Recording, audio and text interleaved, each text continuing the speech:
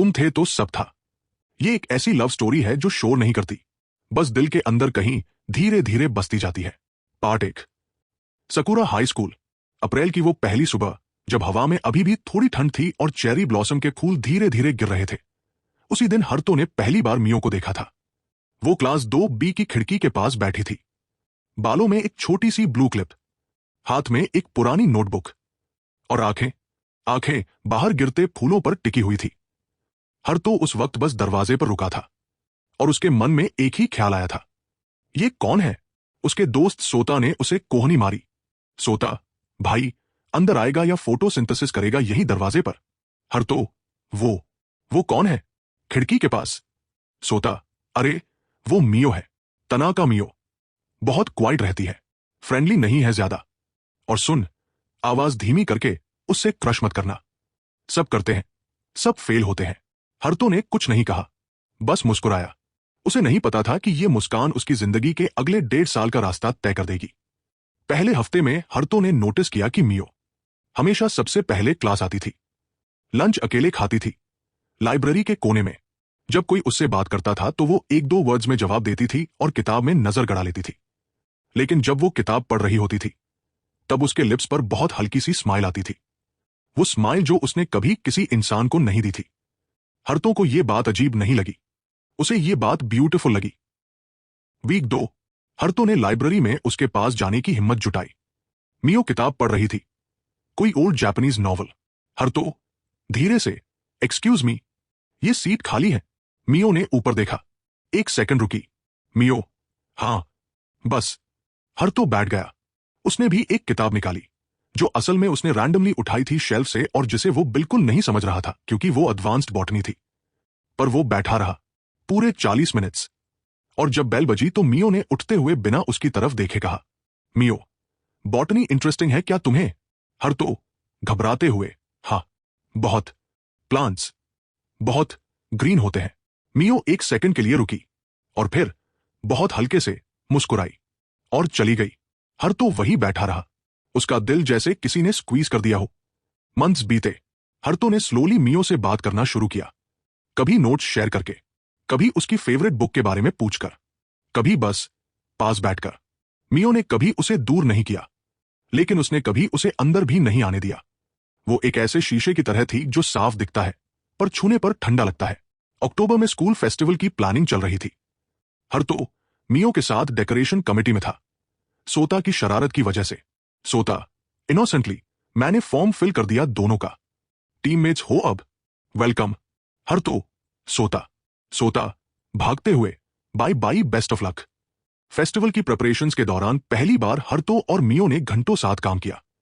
Paper lanterns बनाते हुए मियो की सिजर्स फर्श पर गिरी और हर्तो ने झुककर उठाई और दोनों का हाथ एक साथ उस पर पड़ा। 1 सेकंड, दोनों ने हाथ खींचे। हर्तो कान लाल होते हुए, सॉरी। मियो दूसरी तरफ देखते हुए, ठीक है। मियो के दिल में उस वक्त क्या हुआ वो खुद नहीं जानती थी, बस उसने महसूस किया कि उसके हाथ थोड़े थरथरा रहे थे। फेस्टिवल के आखिरी दिन, फायरवर्क्स के नीचे, हर्तो ने मियो को एक छोटी सी पेपर लैंटर्न दी जिस पर उसने खुद लिखा था, मियो, तुम जहां भी हो वहां रोशनी होती है। मियो ने उसे पढ़ा, लंबे समय तक चुप रही। मियो बिना उसकी तरफ देखे, ये बहुत चीजी है। हर्तो हंसते हुए, मैं जानता था। मियो, रखूंगी। और हर्तो को लगा, शायद वो दरवाजा थोड़ा खुल रहा है। नवंबर आया। एक दिन स्कूल के बाद बारिश में दोनों एक छत के नीचे फंस गए। एक ही अम्ब्रेला था, हर्तो का। हर्तो, मेरा अम्ब्रेला शेयर करोगी? मियो, नहीं, मैं रुक सकती हूं। हर्तो, बारिश रुकने में 1 घंटा लगेगा। मियो, हर्तो, मियो, बहुत धीमे, ठीक है। वो दोनों उस अम्ब्रेला के नीचे साथ चले, इतने क्लोज कि कंधे टच होते रहे। मियो ने पूरे रास्ते सीधे आगे देखा, लेकिन उसने अम्ब्रेला को थोड़ा और अपनी तरफ नहीं खींचा। वो उस वार्मथ को फील करना चाहती थी, लेकिन वो एडमिट नहीं कर सकती थी। घर के पास आकर मियो ने कहा, मियो, यहां तक ठीक है, थैंक यू। हर्तो, मियो, मुझे एक बात कहनी है। मियो रुकी। हर्तो सीधे, बिना ड्रामा के, मुझे तुम पसंद हो। तुम्हें पता होगा शायद, पर मैं चाहता था कि तुम मुझसे सुनो। बारिश की आवाज। मियो ने उसकी तरफ नहीं देखा। मियो, मैं नहीं जानती हरतो, मुझे नहीं पता मैं क्या फील करती हूं। Haruto, that's okay. Mio, that is okay. Haruto, quietly smiling, मैंने फोर्स नहीं किया, बस ऑनेस्ट था। तुम्हें कुछ डिसाइड नहीं करना। और वो मुड़ा और चला गया। मियो वहीं खड़ी रही। बारिश अभी भी हो रही थी। उसे नहीं पता था कि वो उसे देखती क्यों रही जब तक वो दिखना बंद नहीं हो गया। दिसंबर, स्कूल में विंटर्स आ गए और कुछ और भी आया, एक चेंज। हरतो ने मियो के पास जाना कम कर दिया। लाइब्रेरी में वो अब उसके टेबल पर नहीं बैठता था।